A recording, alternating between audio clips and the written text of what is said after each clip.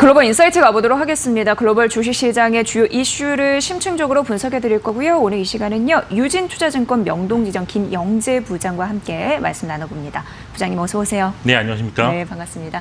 자, 이번 주에는 MSCI 리밸런싱 조정이 있잖아요. 이것 때문에 사실 우리 시장 갈 길 바쁜데 이런 부분에서 발목을 잡지 않을까라는 우려감이 있습니다. 그래서 좀 살펴볼 건데 MSCI 리밸런싱은 무엇을 의미하는지 그 부분부터 좀 점검해 주세요. 네, 먼저 그 MSCI 지수부터 말씀드려야 될 것 같은데요. 네. 미국의 그 투자 회사인 모건 스탠리 자회사인 모건 스탠리 캐피탈 인터내셔널사가 작성해서 발표하는 세계 주가 지수라고 보시면 되는데 이것이 중요한 것이 그 글로벌하게 그 투자하는 그런 펀드, 특히 그 미국의 펀드 운용의 주요 기준이 되고 있는 그런 상황입니다.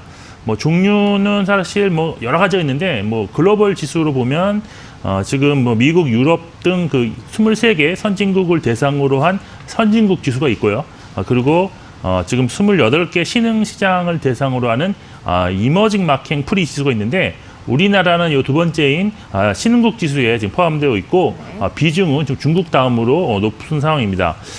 이 지수 같은 경우는 3개월에 한 번씩 지수 리뷰와 그 구성 종목을 좀 변경시킨다고 보시면 되는데 그 중에서 5월과 11월은 반기 리뷰로서 분기 리뷰보다 좀 더 큰 틀에서 조정을 하는 그런 상황입니다. 올해 리밸런싱의 그런 주요 목적은 중국 A주의 편입 비율을 높이고 또 사우디의 그 비율을 증가시키는 것이 주 목적이었는데요. 8월까지 사우디 비율은 이미 그 높여서 이제 완성이 되었고 중국 A주만 지금 5%포인트씩 높이고 있는 중이라 이번 11월 리밸런싱에서는 중국 A주 편입 비율이 20%로 좀 늘어나고 지금까지는 대형주에 한해서만 편입했는데 이번 11월에는 중형주까지도 중국 A주에 편입이 있다는 점이 좀 특징이라고 할 수 있겠습니다. 네, 그러니까 다른 국가의 무언가가 올라가는 거기 때문에 우리 시장 입장에서는 수급에 대한 노이즈가 낄 수 있어서입니다. 단기적인 조정에 머물릴 것인가 많은 분들이 궁금해하셨는데 이 수급적인 영향은 어디까지 제한이 될 거라고 보십니까? 네, 아무래도 그 MSCI 그 신흥국 지수에서 편입 비중이 줄어드는 국가의 주식은 외국인들이 매도를 하고 또 편입되는 그 나라의 주식은 매수를 할 수밖에 없는 상황인데 아무래도 그 글로벌 그 벤치마크로 그 삼는 글로벌 운용사에서 이 비율대로 주식을 매매하기 때문이 아닌가라고 보고 있습니다.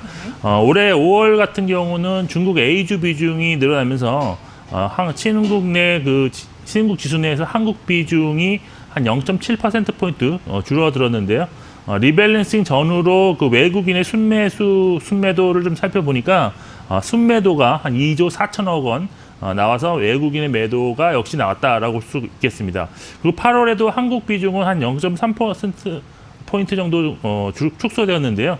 그 기간에도 외국인 순매도가 한 2조 3천억 원을 기록을 했습니다. 그래서 거의 뭐 비슷한 그 수준의 그 금액이 매도되었다라고 볼 수 있는데 이번 11월 달에는 지금 뭐 이론적으로는 0.1%포인트인데 지금 언론에서 나타나는 것은 한 0.4%포인트 정도 줄어들 것으로 일단 추산이 되고 있습니다. 뭐 이러한 영향인지 뭐 확실하지는 않지만 지금 현재 외국인이 그 11월 들어서 코스피에서 한 1조 4천억 원을 순매도 중이고 최근 12거래일 연속으로 지금 코스피에서 순매도를 좀 기록 중에 있습니다. 이번 그 반기 리밸런싱에서는 신흥국 지수에 포함된 한국 그 개별 종목들 중에서 좀 편출입이 좀 나타날 예정인데요. 편입되는 종목은 KMW가 신규로 편입이 되고 그리고 셀트리온 제약, 신라젠, 한미사이언스는 제외되게 됩니다. 이렇게 편출입되는 종목들이 나오면 지수 변경 이전에 매매를 통해서 비중을 뭐 사전에 좀 조절하는 움직임이 항상 나타났었는데요. 2015년 이후 편입 종목군을 포트폴리오로 구성했을 때 발표 후 지수 변경일까지 평균 한 26.7%가 상승했고 그리고 편출 종목의 경우에는 8.3% 하락했다는 분석이 있어서 편입 발표 이후에 매수하는 전략이 좀 유효했다라고 볼 수가 있겠습니다. 네. 교란 요인이 될 수 있습니다. 그 파장이 시기적으로는 어디까지 제한이 될 수 있을지 보시면 될 것 같고, 그렇다면 이제 주식 시장에 참여하시는 분을 위해서 투자 전략 보도록 하겠습니다. 어느 선까지 보세요? 예. 일단 근데 올해 같은 경우는 사실 그 MSCI 리밸런싱이 꼭 그 지수와 같은 방향성을 띠진 않았다는 것이 지금 보이고 있는 네. 것이 사실인데요. 사실 뭐 중국 증시와 사우디 증시는 편입되는 그런 나라이기 때문에 오히려 지수가 올랐어야 되는데 그렇지 않고 이번 5월과 8월에 한국처럼 또 똑같이 하락했다는 것이 특징입니다. 지금 살펴보니까 그 5월과 8월에 그 중국 A와 그 사우디 양지수는 마이너스 각각 한 7%와 8.5%를 마이너스를 기록을 했는데요. 8월에도 역시 각각 마이너스 0.5% 그리고 마이너스 8.2%를 기록했습니다. 그리고 특히 그 사우디 같은 경우에는 같은 기간 그 코스피보다도 하락이 더 심했다라는 점에서 현재 그 진행 중인 외국인의 이런 매도세가 꼭 MSCI 리밸런싱 때문은 아닐 것이다라는 것을 조금 추론할 수 있지 않나라고 저는 보고 있습니다. 즉 최근 나타나고 있었던 미중 간의 그런 무역 합의에 대한 불확실성이 오히려 외국인 매도의 근본적인 원인이 아닐까라고 좀 보실 필요가 있다라는 것인데요. 이론적으로 보면 지수 변경 하루 전인 내일 종가에 편출입이 좀 되면서 외국인의 순매도가 내일 전체적으로는 약 8천억 정도가 나올 것으로 좀 추정되고 있습니다. 사실 이 정도 금액 수준이라면 지난 5월과 8월의 그 경험으로 볼 때 무난히 소화낼 수 있다 해서 큰 교란 요인은 안 될 것이다라고 보는 것이 맞을 것 같습니다.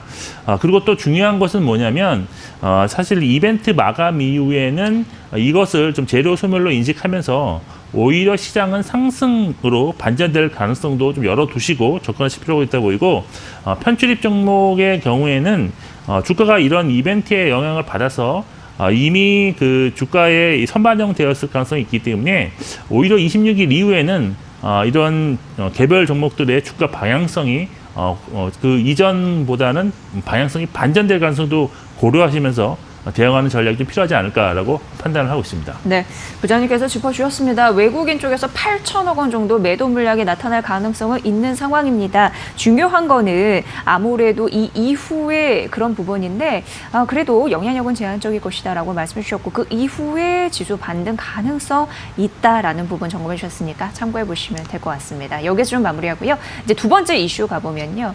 우리가 독일의 폭스바겐 전기차 이슈로 자주 좀 언급을 해드렸는데 이게 실적 부분을 조금 더 봐야 될 필요성이 있습니다. 뭐냐면 2020년도 이 가이던스가 하향 조정돼서 나왔습니다. 이거를 뭘 봐야 될지 좀 짚어드릴게요. 부장님. 네, 예. 사실 그 유럽의 대표적 완성차 업체가 폭스바겐인데 네. 내년 및 내후년 실적 가이던스를 하향 조정해서 유럽의 완성차 판매가 상당히 부진하다는 점을 좀 알려줬다고 할 수가 있겠습니다. 구체적으로 보면 매년 그 매출 성장률과 영업이익 성장률은 기존의 그 플러스 30% 초과에서 플러스 25% 이상으로 한 5%포인트 정도 하향 조정을 했고요. 우선주 주당 순이익은 30유로 이상에서 2에 3유로 정도 낮추게 지금 발표를 했습니다. 이렇게 실적 전망을 좀 하향시킨 원인은 유럽의 그런 무역 분쟁 장기화 그리고 브렉시트로 인해서 경기 침체가 좀 나타나면서 유럽 시장에서의 수요 부진이 좀 지속될 수 있다는 전망이 나오기 때문이고요. 여기에 그 환경 구제가 좀 강화되면서 공급량이 증가가 좀 제한되고 있고 여기에 전기차 양산에 따른 그런 대규모 적자가 나올 것으로 일단 분석이 되고 있는 그런 상황입니다.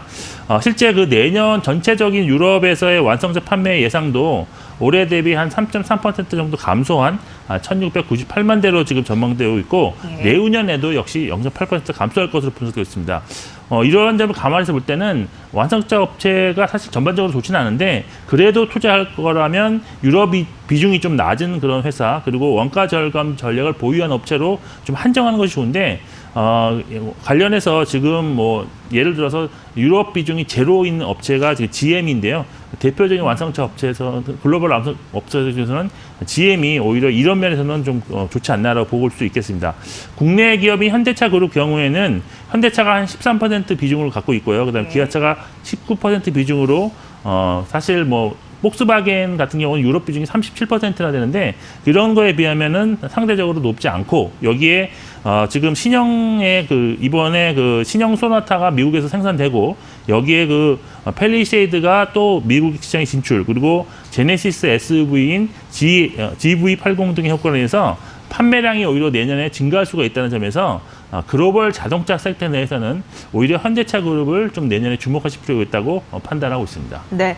이제 실적 눈높이가 낮아지고 있는 독일의 폭스바겐의 가이던스까지 말씀드렸습니다. 유럽 비중이 낮고 원가 절감 노력할 수 있는 글로벌 완성차 보셔야 될 것 같고요. 현대차의 투자 전략도 더해서 말씀해 주셨으니까 참고해 보시면 좋을 것 같습니다. 자, 글로벌 인사이트 함께 했습니다. 유진투자증권 영동지점 김영재 부장의 분석이었습니다. 부장님 잘 들었습니다. 고맙습니다.